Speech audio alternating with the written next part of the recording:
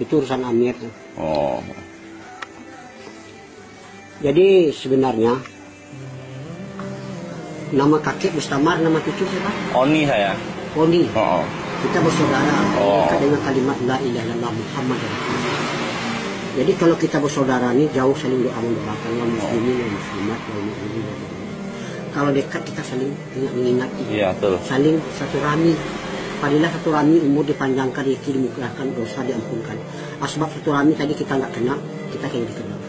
Ini ulama mengatakan orang Islam satu tubuh. Sebelum kamu mencinta saudara kamu seperti mencinta diri kamu sendiri, belum kamu diakui sebagai orang beriman. Jadi tanda kita cinta kepada saudara kita, ajak mereka taat kepada Allah. Kalau mereka sudah taat kepada Allah, selesailah semua masalah. Sebab Allah kalau dengan kita taat kita selesai. Tapi kalau kita nggak mau taat kepada Allah, bertambahlah masalah. Jadi kita di dunia ini sementara, di akhirat selama-lamanya. Allah kuasa, makhluk tak kuasa. Dunia tidak ada, Allah yang ada. Dunia diadakan. Sebentar lagi dunia ini akan dihancurkan sehancur-hancurnya.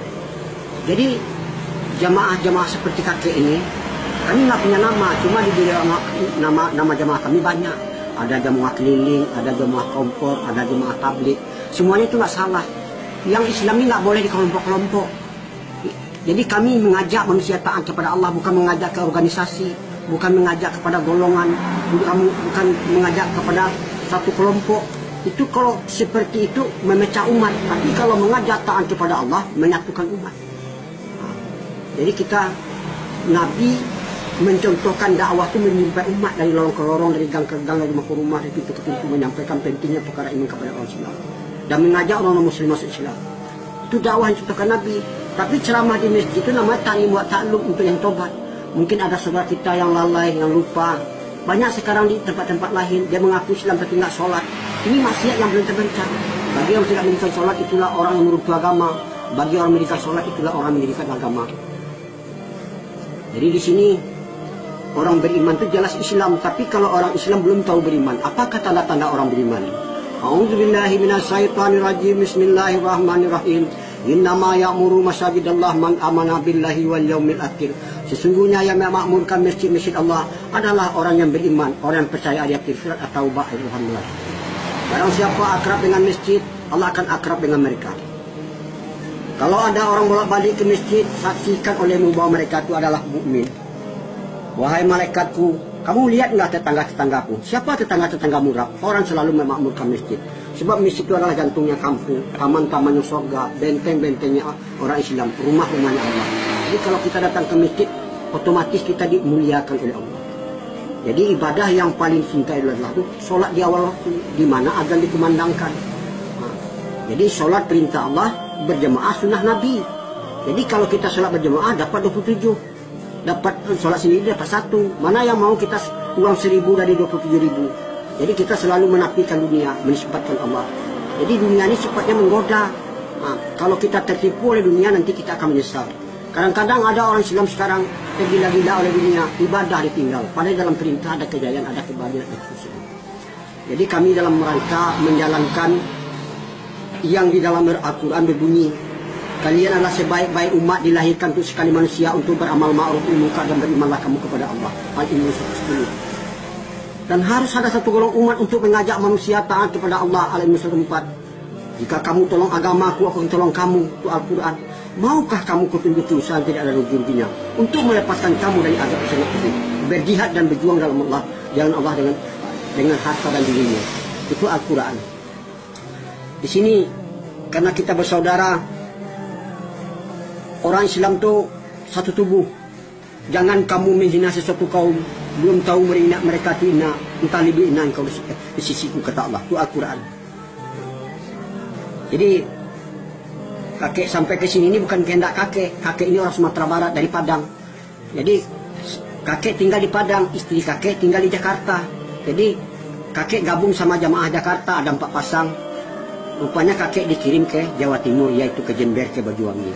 Kalau nggak sebab ini, saya mungkin nggak sampai, nggak ketemu sama Ani. Tony ya. Jadi mudah-mudahan itulah pesan kakek.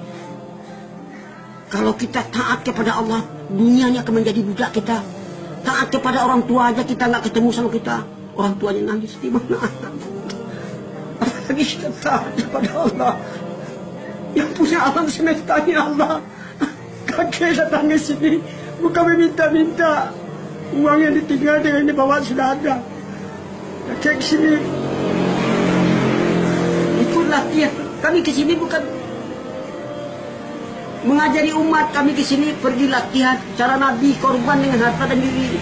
Jadi kalau kita korban untuk agama, timbul rasa cinta, kasih dan sayang kepada agama, timbul rasa pikir dan risau. Sekarang orang istrinya nggak tutup aurat jadi masalah pada dia, adiknya nggak sholat jadi pada mereka di satu rambut satu dosa.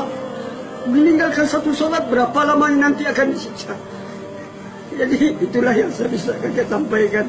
Mudah-mudahan sekarang orang menyampaikan agama dicegah orang, tapi orang membuat kemungkinan orang tidak mau mencegah. Yang betul sekarang disalahkan, salah kan. Seperti orang sekarang tutup aurat secara sempurna pakai purda, pakai cadar.